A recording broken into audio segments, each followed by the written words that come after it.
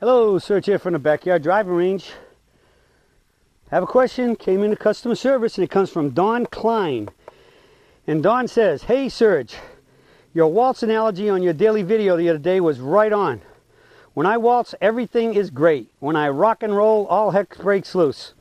It's all I can do to not let my hands swing so fast that my body couldn't catch up if I was the Flash. It is a thing of beauty to see my ball fly on a controlled swing. I almost can't wait to age a little bit so that maybe I don't have to fight it so much." All right, Don, that's a scary statement because believe me, aging is great for wisdom, but it's not great for the body. And so I'm going to give you a great solution today where you don't have to worry about wanting to age, but rather just stay healthy and take it as it comes, but you'll be able to control your golf swing. I got a much better answer. All right, because all of us who are aging, we know that we'd prefer to be a lot younger than what we are now, body-wise. Don't want to trade in the brain. If you had a good development, you've learned a lot more. As they say, right? Senior golfers and seniors are full of wisdom. It's only, and we all say, how good would it have been if we had that when we were younger? So let's try to keep our younger bodies as long as we can. So I got a good option for you.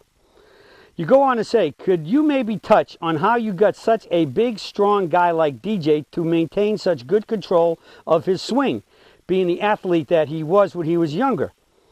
He still is a great athlete, but it's hard to be and tougher when you're younger. I have tried all kinds of pre-swing thoughts. Maybe I should just keep Greg McDonald close to me at all times. Greg's my head teaching instructor at Hilton Head at Old South Golf Links. So I guess Don's been down there with him. Thanks for all you do for all of us. There's more of us out there than any non-PPGS player would ever admit. Again, from Don Klein. All right, Don. Let's take this to another level, all right? Swing thoughts are not alone going to do anything or do a whole lot to correct any swing problem, especially if we got setup issues, all right? Because we know the setup determines the motion. And even with a perfect setup that doesn't, peak performance setup doesn't guarantee a good swing, because then we can start making a swing motion that will just as quickly ruin it. So it has to be a good blending of good setup to make a good swing.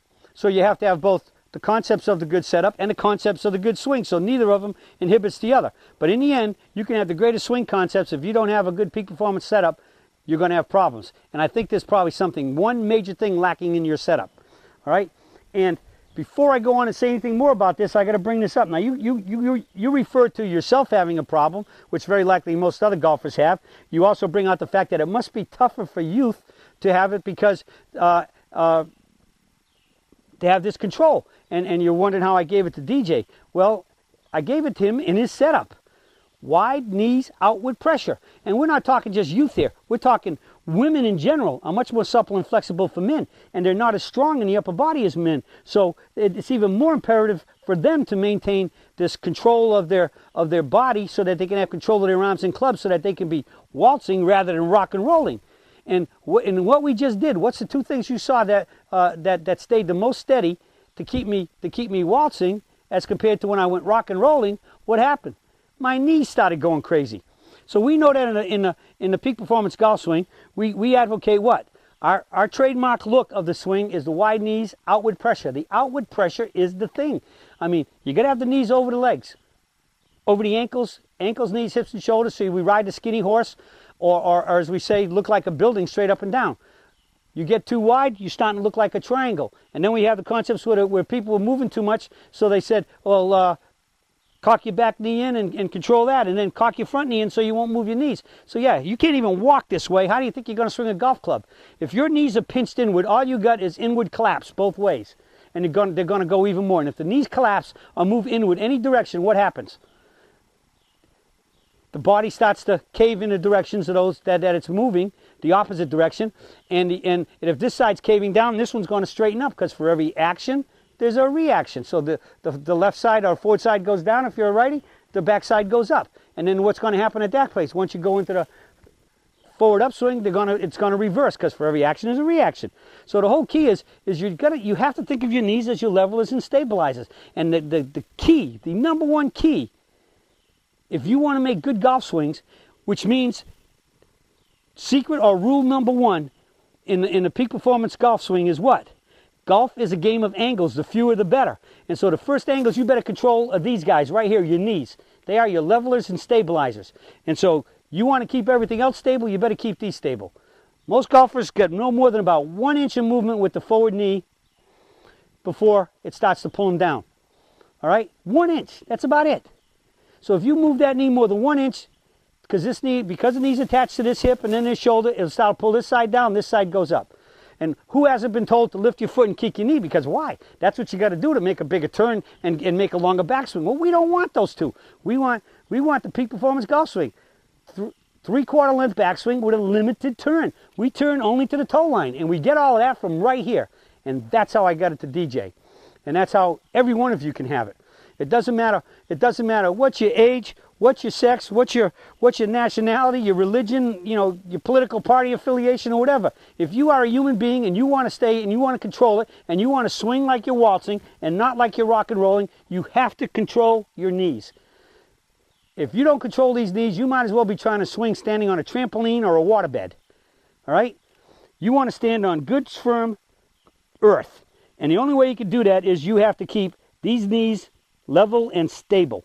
So outward pressure, just enough to get the knees over the ankles where your weight is straight down onto the center or inside center of both feet. Okay? And it stays there. If you get too much pressure and the feet start curling up off the ground to the outside edges, the insides are pulled upward, and you curl to the outside edges, you have too much. And the outward pressure only is in the backswing.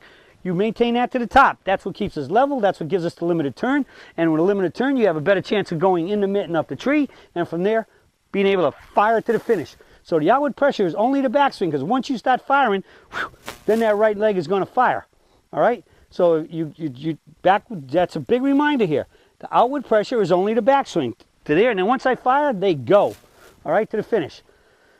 So we control our body, have the fewer angles because of the wide knees, outward pressure, the trademark look of the peak performance golf swing setup.